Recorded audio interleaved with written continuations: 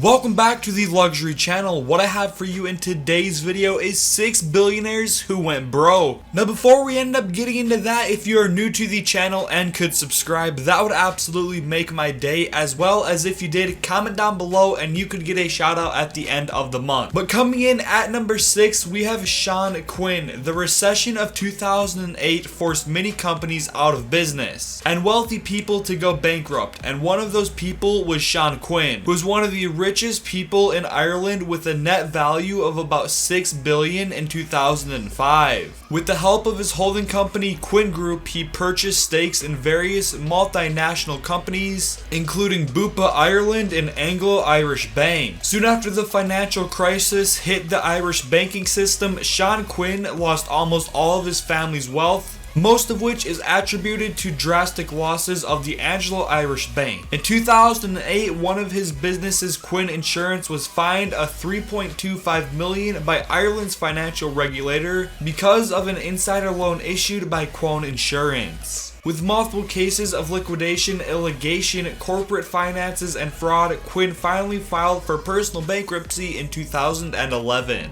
Now at number 5, we have Bernard Madoff. Bernard Madoff was undoubtedly the modern king of the Ponzi schemes. For more than 20 years until he was arrested in 2008, Madoff successfully defrauded thousands of investors of billions of dollars with his investment strategy called Split Strike. In his scheme, Madoff offered clients high and steady return, which he actually managed by pooling all the funds in one bank account. After his scheme failed during the financial crisis of 2008, he was unable to attract more clients. Because of the minimum liquidity of markets, federal investigations uncovered about 64.8 in fraud, and it was estimated that during his operational years, Madoff accumulated billions of dollars in personal wealth. So over 64.8 billion in fraud, that is absolutely crazy. That is a big mistake if you do ask me. At number 4, we have Elizabeth Holmes. She's an American inventor and entrepreneur. She became the youngest self-made female billionaire in 2015 after her healthcare technology company Theranos reached 9 billion and made a hefty profit. Holmes became an instant celebrity with her name in the Times 100 most influential people of 2015. But her time as a billionaire was cut short as federal investigation loomed over her company with allegations of potentially misleading its investors about their new innovative blood testing technology. Following these allegations, her credibility and her personal wealth both took a serious hit that was not good for her career. Forbes devalued her personal wealth to zero, and Fortune tilted Holmes as one of the world's most disappointed leaders. She was also banned from any position in her company for 2 years by the Centers for Medicare and Medicaid Services.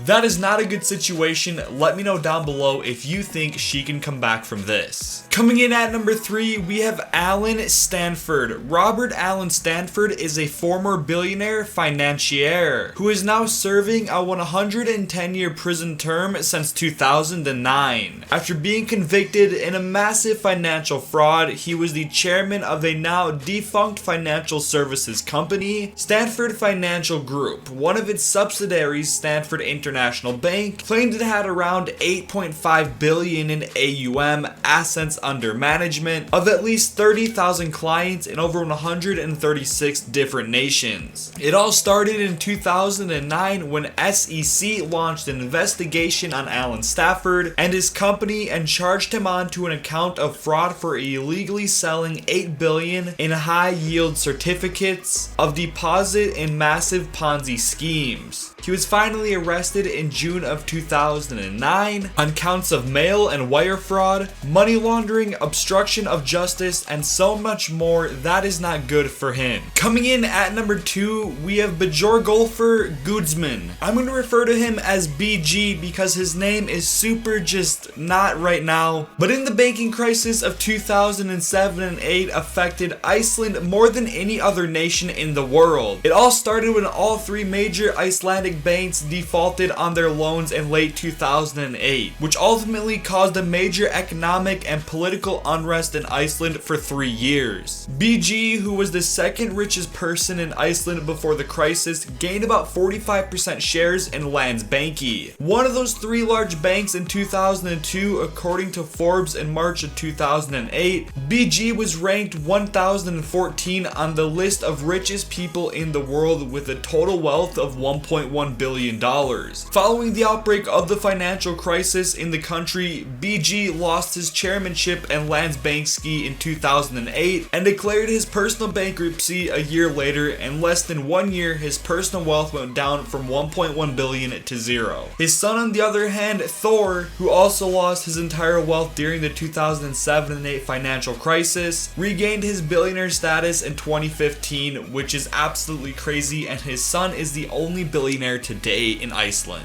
At number 1, we have the Brazilian businessman Eike Batista. He made and then lost a multi-billion-dollar fortune in mining and oil exploration industry in a period of over just 2 decades. With 30 billion of personal wealth in 2011, he became the 8th richest person on earth and the richest in Brazil. His demise of a billionaire began after a sudden crash in the mining industry and the collapse of one of his biggest companies, OGX. 2 years later, in 2013, Forbes reported he lost nearly 20 billion in just 1 year alone. A year later, due to his massive debt and continuously failing company, his personal wealth took a huge plunge from 200 million to negative wealth. And as of recently, in January of 2017, he was or could have been involved in a money laundering case. I really haven't found much out since. Anyways, I hope you guys enjoyed. I'll catch you guys in the next one. Peace out.